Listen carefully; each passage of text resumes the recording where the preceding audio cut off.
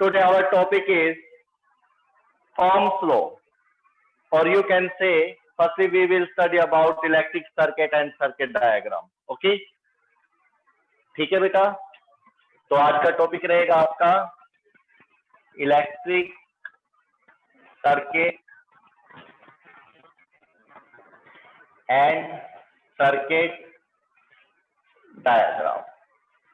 बेहतर होगा कि अगर आप इन चीजों को समझे तो, क्योंकि बुक्स में काफी वर्डिंग्स होंगी, रेफरेंस बुक्स भी आप पढ़ते हो, एनसीईआरटी बुक्स भी आप पढ़ते हो, तो अलग अलग तरीकों से इसको बताया जाएगा, लेकिन हमें समझना चाहिए ताकि कोई भी बुक अगर आप पढ़ते हो तो सबके अंदर आपको कॉमन चीजें क्या मिले, कॉमन चीजें। इलेक्ट्रिक सर्किट क्या होता है? इलेक्ट्रिक सर्किट एक ऐसा सर्किट जिसके अंदर नंबर 1 करंट पास कर सके, करंट पास कर सके यानी कि चार्ज फ्लो करे, करंट फ्लो कर सके। तो जो ये सर्किट है ये वायर का बनेगा, कंडक्टिंग वायर्स का बनेगा। किसका बनेगा? कंडक्टिंग वायर का। सेकंड थिंग, ये इलेक्ट्रिक सर्किट के बारे में बता रहे हैं। Second thing, electric circuit closed होना चाहिए। क्या होना चाहिए? क्लोज। क्लोज होगा जैसे पॉजिटिव टर्मिनल ऑफ बैटरी से चलेगा और नेगेटिव टर्मिनल तक क्लोज होना चाहिए। अगर क्लोज नहीं है तो उसमें से करंट पास नहीं होगा, तो ये एक तरह से इसकी इलेक्ट्रिक सर्किट की डेफिनेशन खराब हो जाएगी, स्टेटमेंट खराब हो जाएगी। थर्ड, कॉन्टिन्यूअस होना चाहिए। मतलब लगातार। क्या होना चाहिए? लगातार होना चाहिए। जितने भी अपेलेंस आप उसमें लगा रहे हो वो सारे के सारे कॉन्टिन्यूटी में आप लगाओगे। ठीक है, तो उसको बोलते हैं इलेक्ट्रिक सर्किट। और ये सारी चीजें जब आप रिप्रेजेंट करते हो थ्रू अ डायग्राम, एक सर्किट डायग्राम जिसके अंदर एक बैटरी, कंपल्सरी है ये चीजें, एमीटर, वोल्ट मीटर, रजिस्टर या रजिस्टर बोलेंगे आप, और कोई device like fan, bulb etcetera, जो चीज आपको चलानी है। ठीक है, ये सारी की सारी चीजें आपको क्या करना है, इस सर्किट में लगानी है। सारी की सारी जो ये डिवाइस आप लगाएंगे ये सारे सीरीज में लगाओगे। बट वोल्ट मीटर को कैसे लगाओगे? पैरेलल। कैसे लगाओगे? पैरेलल। कोई डाउट? चलो एक डायग्राम बनाते हैं जिसमें सारी चीजें लगाएंगे, हो सकता है एक दो चीजें और भी लगाए। सभी अपेलेंस, सभी डिवाइसेस आपने सीरीज में लगाने हैं, सिवाय एक चीज के, और वो कौन है? Volt meter. वोल्ट मीटर को जिस अपेलेंस के साथ भी आप लगाओगे ये वहां की वोल्टेज देगा। क्या बोल दिया मैंने? वोल्ट मीटर को जिस अपेलेंस के साथ आप पैरेलल में लगाओगे, नंबर 1, जिसके साथ भी पैरेलल में लगाओगे ये सिर्फ वहां की वोल्टेज देगा। ओके, चलो डायग्राम बनाते हैं। सबसे पहले बैटरी को इस तरह से बनाया जाता है। सिंबल मैं आपको करवा नहीं रहा हूं क्योंकि सिंबल आपके पास डायग्राम में ही आ जाएंगे, टाइम वेस्ट होने से बचेगा थोड़ा। ठीक है, एक बैटरी में एक लंबी रोड, एक छोटी रोड, फिर लंबी, फिर छोटी, फिर लंबी, फिर छोटी, इस तरह से करके लिया जाता है। और दूसरी बात, एक लंबी रोड और एक छोटी रोड को एक सेल बोलते हैं। क्या बोलते हैं? Cell, electric cell. अगर फिजिक्स में बोर्ड में क्वेश्चन आ जाए डिफाइन सेल, अगर लिखा आ जाए डिफाइन सेल, तो क्या लिखेंगे आप उसमें? क्या लिखेंगे? फिजिक्स वाला नहीं लिखना है। मेरा अगर इलेक्ट्रिक सेल करके पूछेगा, क्या करके पूछेगा, तब बताना इसके बारे में। कभी आप बायो वाला जो सेल है उसको लिखना है अगर डिफाइन सेल आ जाए। इलेक्ट्रिक सेल आएगा तो आप लिखेंगे कि एक पॉजिटिव टर्मिनल होना चाहिए और एक नेगेटिव टर्मिनल। और अगर ये पॉजिटिव नेगेटिव टर्मिनल कई सेल के सीरीज में ज्वाइन कर दिया जाए कि नेगेटिव से सेकंड वाले का पॉजिटिव और सेकंड वाले के नेगेटिव से थर्ड वाले का पॉजिटिव। अगर इस अरेंजमेंट में आप इसको कनेक्ट करते चले जाओगे तो ये किसका रूप ले लेगा, एक बैटरी का। तो एक सेल को रिप्रेजेंट करा जाता है सिंगल पॉजिटिव और सिंगल नेगेटिव, एक बिग रॉड और एक स्मॉल रॉड से, और एक बैटरी को ग्रुपिंग ऑफ सेल लिया जाता है जिसको अरेंज किया जाता है नेगेटिव से नेक्स्ट सेल का पॉजिटिव, फिर नेक्स्ट सेल के नेगेटिव से नेक्स्ट सेल का पॉजिटिव, और इस तरह से जो अरेंजमेंट मिलता है वो क्या बना देती है, एक बैटरी बना देती है। तो ये हो गया बैटरी। उसके बाद बैटरी के पॉजिटिव टर्मिनल से हमेशा करंट निकलेगा। ये चीजें याद रखनी है आप, ये चीजें याद रखनी है। ओम्स लॉ पढ़ने जा रहे हैं हम। ओम्स लॉ पढ़ने से पहले आपको सिंबल आने चाहिए, इलेक्ट्रिक सर्किट का पता होना चाहिए, सर्किट डायग्राम का पता होना चाहिए। After that you can understand the article. Ohm's law, very important topic for your board examination, and one of the another thing is that in this you can also study about graph, graphical method से भी आप इसको पढ़ने जा रहे हो। तो कहने का मतलब है कि बहुत अच्छा टॉपिक है, काफी कुछ इसके आसपास घूमेगा, तो आपको ये ध्यान से समझना है। क्या पता कहां से क्वेश्चन बना दे, बोर्ड की मर्जी। ठीक है, करंट पॉजिटिव टर्मिनल से निकलता है और नेगेटिव में एंटर करता है। उसके बाद पॉजिटिव टर्मिनल से निकलने के बाद आप यहाँ पर एक मीटर लगाते हो जो कि करंट मेजर करने का काम करेगा, और करंट मेजर करने का जो काम करता है उसको बोलते हैं एमीटर। क्या बोलते हैं, एमीटर।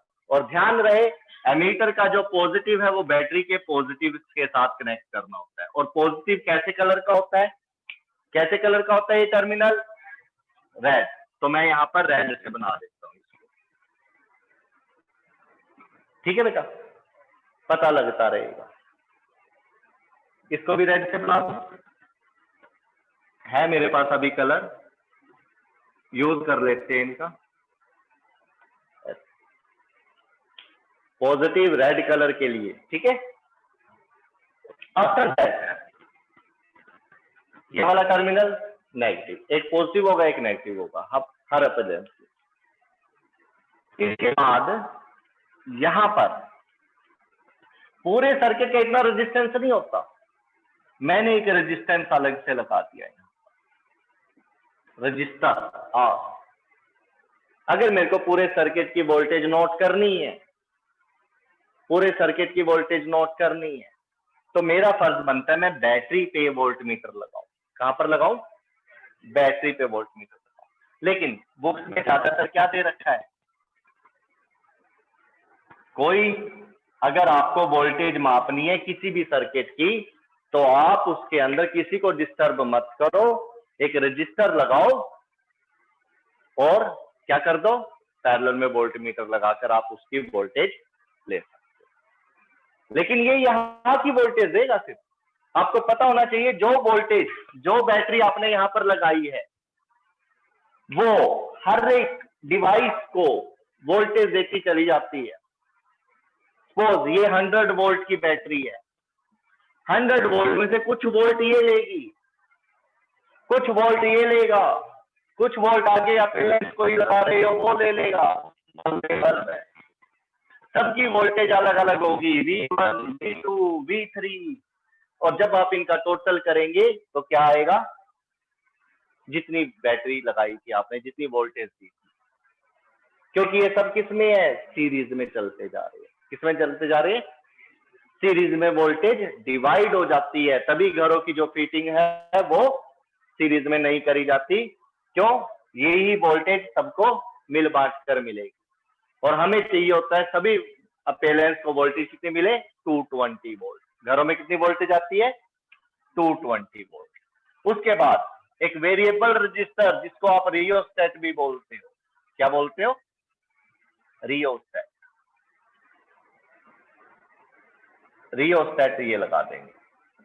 रियोस्टेट को RX से लिखते हैं, और इसका काम होता है करंट को स्टेडी करना, मतलब कांस्टेंट कर देना। ये जो सारी की सारी ये बैटरी होती है, ये डीसी करंट होता है, डायरेक्ट करंट। कौन सा करंट, डायरेक्ट करंट। पहले जब ये डिस्कवरी हुई थी करंट बनाने के लिए, सबसे पहले डायरेक्ट करंट हुआ था, जिसमें साल्ट वाल्ट केमिकल लेकर बनाई गई थी बैटरियां, और जहां जहां पर जरूरत होती थी वहां पर बैटरी से काम करते थे। ठीक है, डायरेक्ट करंट काफी महंगा भी पड़ता था, बड़ा कॉस्टली था, लेकिन उसके बाद डिस्कवरी हुई आपके अल्टरनेटिंग करंट की, वो काफी सस्ता था, जिसको लेकर आप आज चल रहे हैं। डीसी ने बड़े पैसे कमाए हैं, जब बनाया था ना ये डीसी करंट बड़ा महंगा बिकता था, बड़ी खपत होती थी इसमें, और बड़ा बस जरूरत होती थी आधे घंटे के लिए चलाना, बस आधे घंटे के लिए चलाते थे, इतना मतलब वो था इसका बैटरी का, डीसी का। तो ये डीसी जो करंट होता है जब ये बैटरी में से निकलता है तो इसकी जो वैल्यू है, क्वांटिटी है, उसमें फर्क आता है, कम ज्यादा होता है, कम होता है। उसको उससे बचने के लिए क्या लगाते हैं, रियोस्टेट। करंट को स्टेडी कांस्टेंट बना के रखता है, सप्लाई ऑफ करंट सेम रहती है, सप्लाई ऑफ करंट सेम, ठीक है। इसके बाद यहां पर जैसे पूरे सर्किट में कोई ना कोई बटन भी तो होना चाहिए जिससे ऑन ऑफ कर सके, बार बार बैटरी से कोई तार को हटाओगे और लगाओगे, उसके लिए एक स्विच बनाया जाता है जिसको की बोलते हैं। क्या बोलते हैं, की, के से डिनोट करते हैं। इस टाइप की को बोलते हैं ओपन की। क्या बोलते हैं, ओपन की। और अगर इसी की के बीच में ऐसे डॉट लगा दोगे आप, इसको बोलेंगे क्लोज्ड की। क्या बोलेंगे, क्लोज की। ओपन की के अंदर नो करंट फ्लो, अगर सर्किट ओपन है इसको बोलेंगे सर्किट ओपन हो गया। देखो कॉन्टिन्यूअस नहीं रहा, लगातार नहीं रहा, यहां से वायर गई यहां तक गई, देखो सबके साथ टच होती हुई चल रही है, बट यहां पर आकर ये इससे क्या हो गया, डिस्कनेक्ट। क्या हो गया, तो ये करंट यहां से वहां तक नहीं चलेगा, ये करंट यहां से वहां तक नहीं चलेगा, कोई अपीलेंस वर्क नहीं करेगा, ठीक है। लेकिन जैसे ही आपने यहां पर की को इंसर्ट कर दिया तो यहां से भी करंट यहां तक चला जाएगा, और जैसे ही उसको पूरा रास्ता मिलेगा, कॉन्टिन्यूअस क्लोज पाथ मिलेगा, तभी करंट फ्लो करेगा। और ये अब आपका क्या बन चुका है, एक सर्किट डायग्राम। क्या बन चुका है, सर्किट डायग्राम। सर्किट डायग्राम क्या है, जिसमें सभी अपीलेंस सीरीज में लगाकर एक्सेप्ट वोल्ट मीटर आप उनको क्या कर सकते हो, रिप्रेजेंट करते हो, स्टडी करने के लिए यूज करते हो, उसको बोलते हैं circuit diagram. Okay, any doubt, any problem, ये सारी चीजें समझ में आ गई। रजिस्टर को जिगजैग लाइन से ड्रॉ करेंगे, रियोस्टेट को जिगजैग लाइन प्लस ऊपर से एरो ले लेंगे, इसको रियोस्टेट बोलते हैं, ठीक है। एमीटर को ए से, वोल्ट मीटर को बी से, वोल्ट मीटर में भी ये वाली साइड कैसी होगी, पॉजिटिव। पॉजिटिव किसके साथ कनेक्ट करेंगे, पॉजिटिव टर्मिनल ऑफ बैटरी के साथ, यानी कि इसका पॉजिटिव इसके पॉजिटिव के सामने होना चाहिए। आई होप आपको ये सारी चीजें समझ में आ गई है, ठीक है। बढ़े आगे, करे आगे, ओम्स लॉ पढ़े, good. Ohm's law, Ohm's scientist जिसने बताया था, ओम, ओम यूनिट होते हैं रजिस्टर के, किसके यूनिट होते हैं, रजिस्टर के यूनिट होते हैं ओम। जैसे करंट के यूनिट होते हैं एम्पियर, मीटर कौन सा है जो मेजर करता है, एमीटर, वोल्टेज के लिए वोल्ट मीटर, है ना। ऐसे ही रेजिस्टेंस के लिए ओम होता है। लेकिन ओम पढ़ने से पहले देखिए एक बार ओम्स लॉ। ओम्स लॉ क्या है, ओम्स लॉ सिंपल सी बात बताई थी, अब सारों को वो शायद थोड़ी सी आसान भी लगे, ये क्या बात है, ये तो कोई भी बता दे, मैं भी बता दूं, उसने इसको डिस्कवरी क्या कर दी, ये तो सबको ही पता है। उसने कहा किसी सर्किट में अगर करंट को बढ़ाना है, एक सर्किट है करंट बढ़ाना चाहते हो, तो ज्यादा करंट चाहिए मेरे को, तो क्या करेंगे आप, वो कहता है वोल्टेज बढ़ा लीजिए।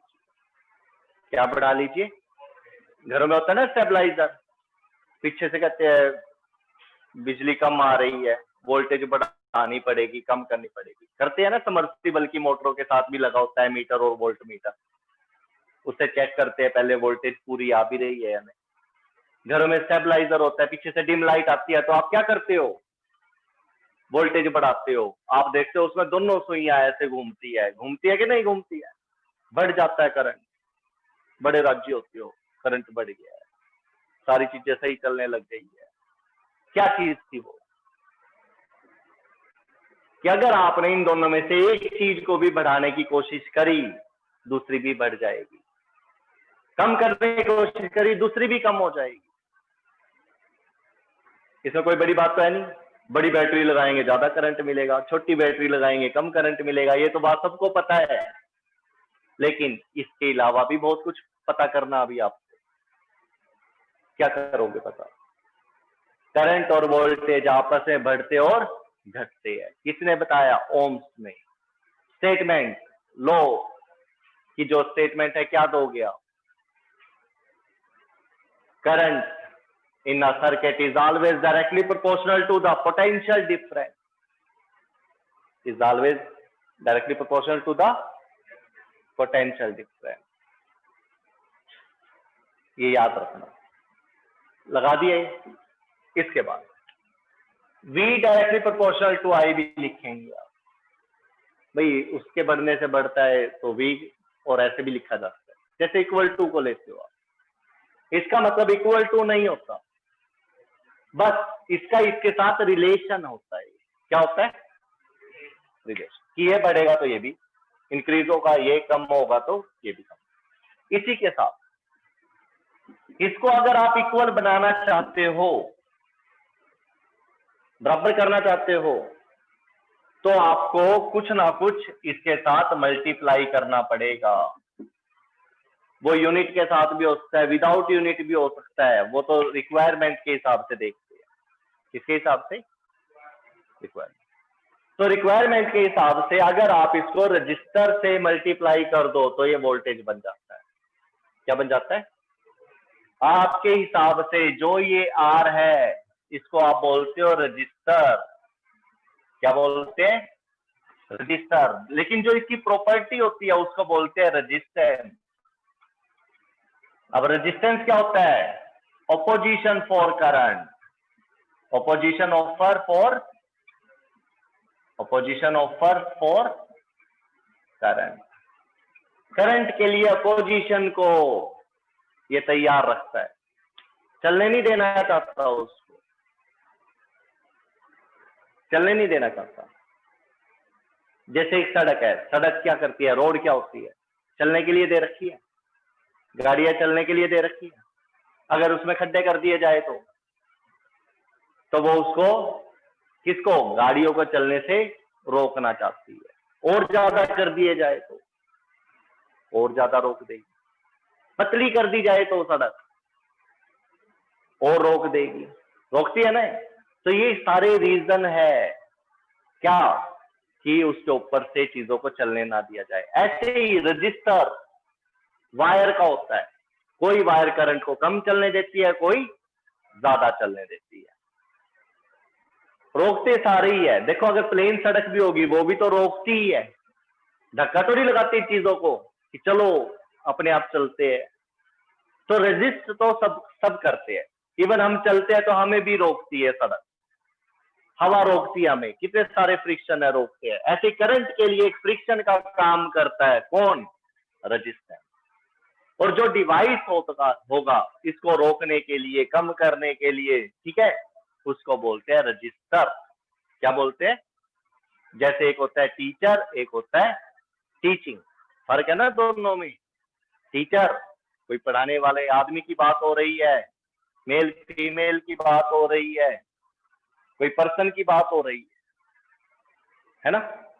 और दूसरा टीचिंग, टीचिंग क्या है, टीचिंग तो पढ़ाना है, वो कोई भी कर सकता है, वो प्रॉपर्टी, वो कोई फिनोमिना हो गया ऐसी। तो V is equal to I R से यहां से इस फार्मूले को लाइट मत लेना। V is equal to I R का मतलब क्या है, कि अगर कहीं पर रजिस्टर गिवन है, सपोज 10 ओम, कितना, 10 ओम, और इसमें से करंट पास करा दिया आपने, कितना, सपोज 2 एम्पियर करंट इसमें से पास हो रहा है, तो अगर मैं पूछूं इसमें कितनी वोल्टेज होगी यहाँ पर, तो आप क्या करोगे? वोल्टेज होगी यहाँ पर, यस और नो? वोल्टेज होगी यहाँ पर, यस। कितनी? 20। कैसे? फार्मूला अप्लाई करोगे। क्या अप्लाई करोगे? Formula. This is I, this is R, and you know very well we can calculate the voltage here by putting the value I and R in this relation, 2I into 10 ohm 20 ampere ohm, and ampere ohm को क्या बोल दोगे आप? Voltage, 20 volt. ठीक है, आई बात समझ में? इसी के बाद इसी फार्मूले को फिर उठा दो, R इज इक्वल टू क्या लिख सकता हूं मैं? VI। अब इसको देखिए, R क्या है? कांस्टेंट। क्या है? कांस्टेंट। V और I क्या है? Potential difference. और I क्या है? करंट। है कि नहीं? ये बैटरी, वोल्टेज और ये करंट, और इसकी रेशो को क्या बोलते हैं? रजिस्टर। रजिस्टर या रेजिस्टेंस, कुछ भी कह सकते हो आप। रेजिस्टेंस ही पढ़ते हैं ज्यादातर, ठीक है? इनकी रेशो को रजिस्टर बोलते हैं, और रजिस्टर क्या है? कांस्टेंट। V और I के बढ़ने से, V बढ़ने से I बढ़ता है, V कम होने से I कम होता है, ये बात आपको पता है। R क्या है? कांस्टेंट, यानी कि R ना तो बढ़ेगा और ना ही घटेगा। लेकिन एक चीज ध्यान रखना, for a circuit, for a circuit. अभी आपने एक सर्किट बनाया था ना, उस सर्किट में रेजिस्टेंस की वैल्यू कभी भी कम ज्यादा नहीं होगी। दूसरा पॉइंट, कोई बल्ब ले लिया आपने, बल्ब, कोई हीटर ले लिया, कोई गीजर ले लिया,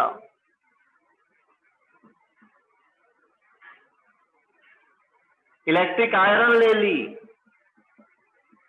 ओवन ले लिया, इन सब के जो रेजिस्टेंस होंगे वो क्या होंगे? कांस्टेंट। क्या होंगे? कांस्टेंट। मतलब आप इनकी वोल्टेज को कम ज्यादा कर सकते हो, लेकिन आप इनके आर की वैल्यू को कम ज्यादा नहीं करोगे। अभी आगे फार्मूले मिलेंगे आपको, उन फार्मूलों में आप देखोगे कि इसको कम कर दो ये ज्यादा हो जाएगा, इसको कम कर दो ये ज्यादा हो जाएगा, ये कैलकुलेट कर लेंगे। बस एक चीज माइंड में फिट कर लीजिए कि रेजिस्टेंस को आप कभी भी वोल्टेज और करंट से अफेक्ट करके चेंज नहीं करोगे। रेजिस्टेंस को चेंज करने के लिए अलग से फार्मूले आएंगे हमारे पास, ये चीज, या फिर ऐसे, या फिर इस तरह।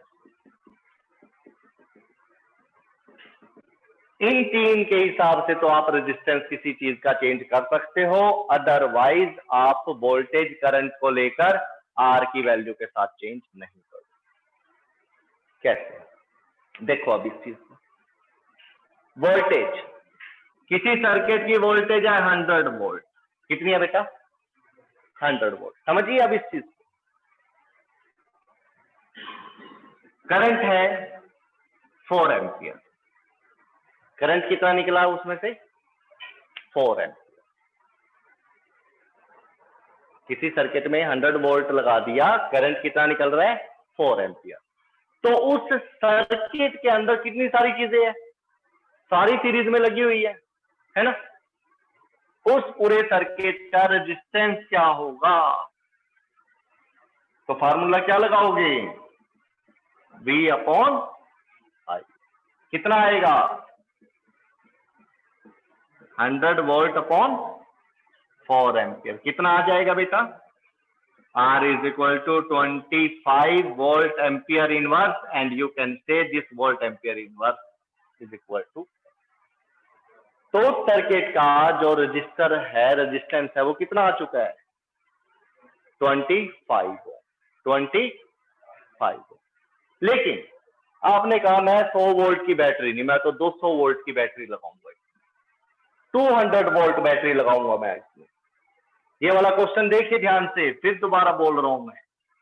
फॉर अ सर्किट, इसको ले लिया इस क्वेश्चन के अंदर, फॉर अ सर्किट मैंने 100 वोल्ट की बैटरी लगाई और उसमें से उसने 4 एम्पियर करंट निकाला, और आपने पता कर लिया उस सर्किट का रेजिस्टेंस कितना है, 25।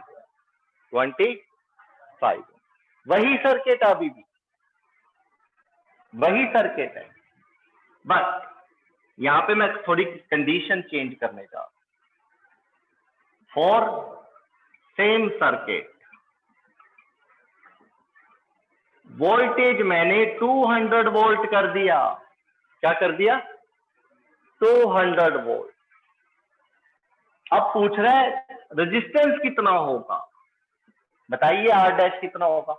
V की वैल्यू मैंने चेंज कर दी, V डैश कर दी है, 200 वोल्ट कर दी है।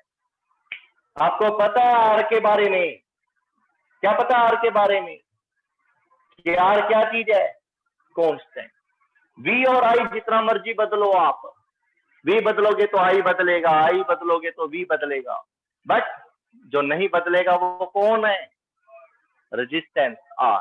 मैंने क्या बदला, अब 100 वोल्ट से वोल्टेज को वो वाली बैटरी हटाई, डबल बैटरी लगा दी, उससे 200 वोल्ट लगा दिया।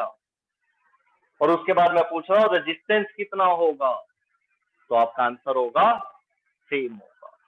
सर रेजिस्टेंस पे तो कोई इफेक्ट नहीं पड़ेगा, रेजिस्टेंस तो कांस्टेंट है, तो आर डैश की वैल्यू आर ही रहने वाली है इस केस में, और वो क्या होगी, 25। कोई डाउट यहां तक।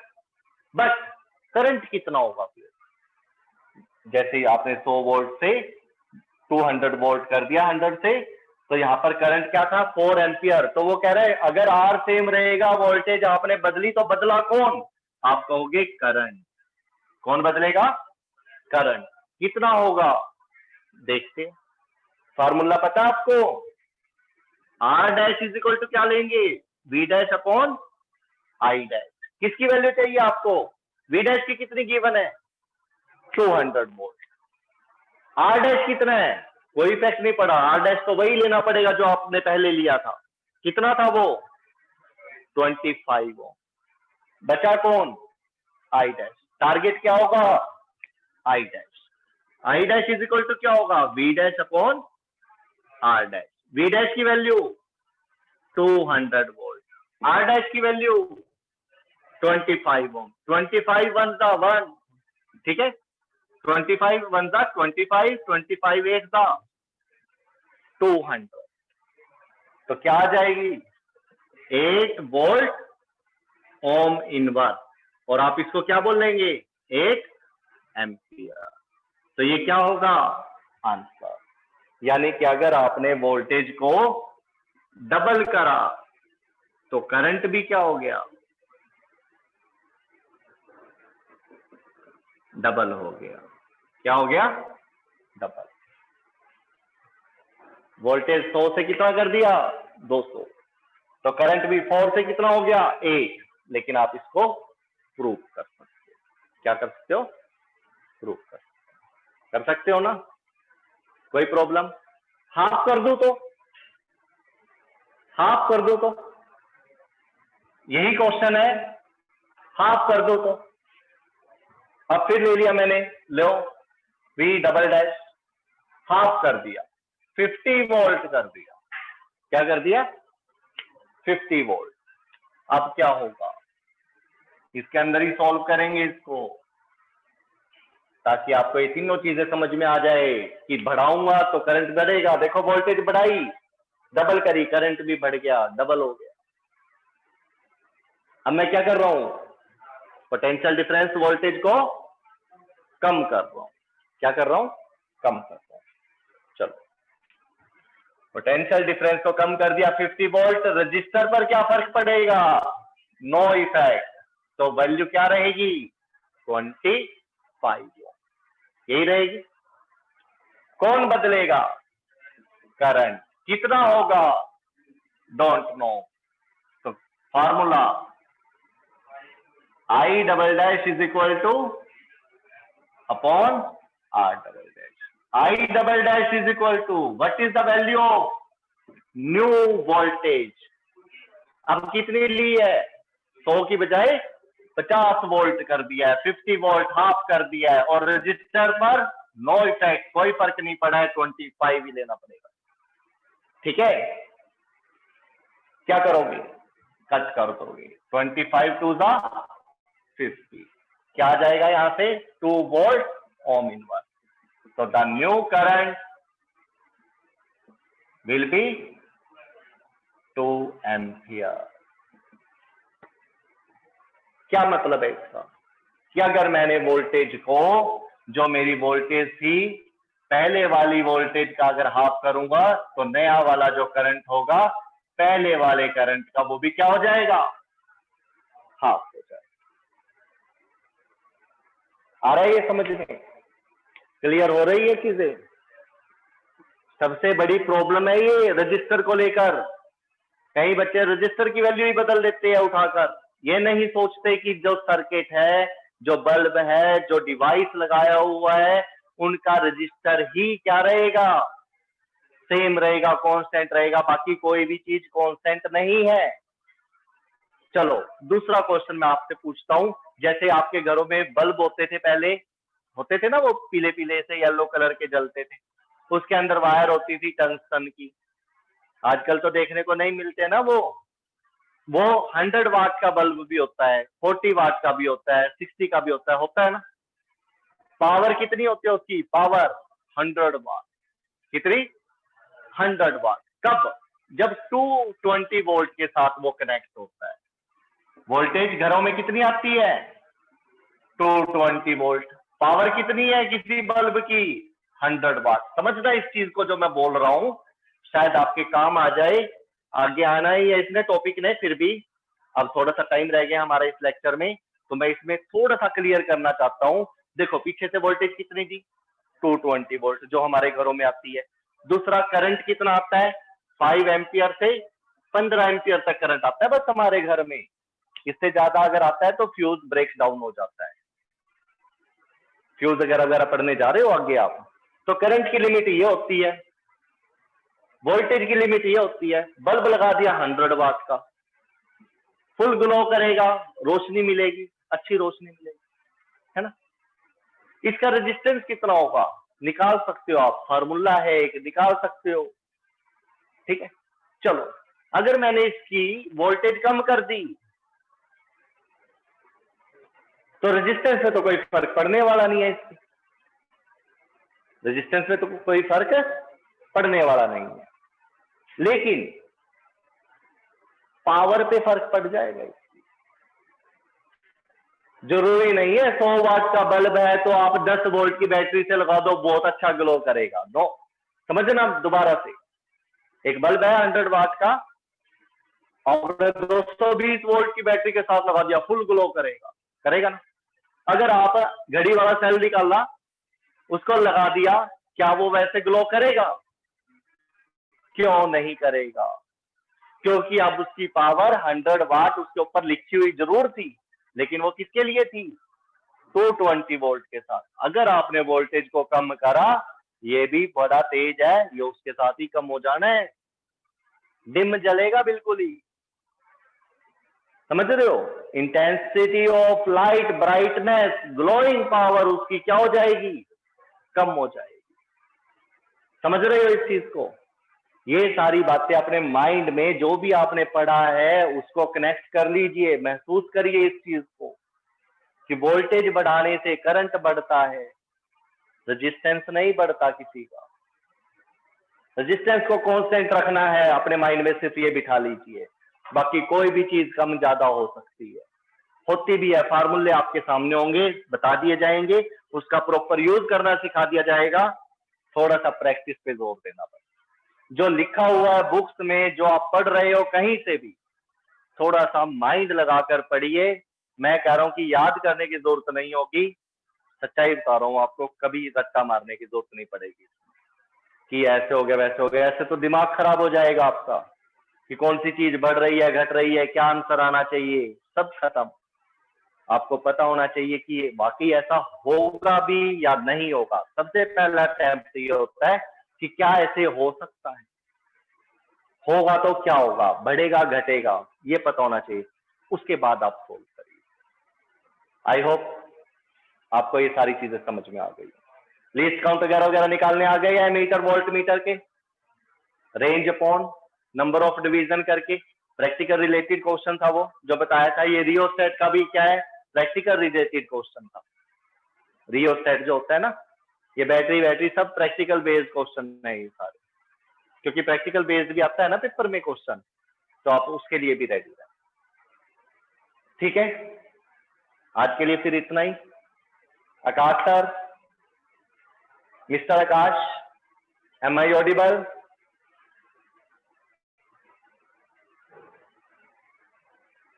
आकाश सर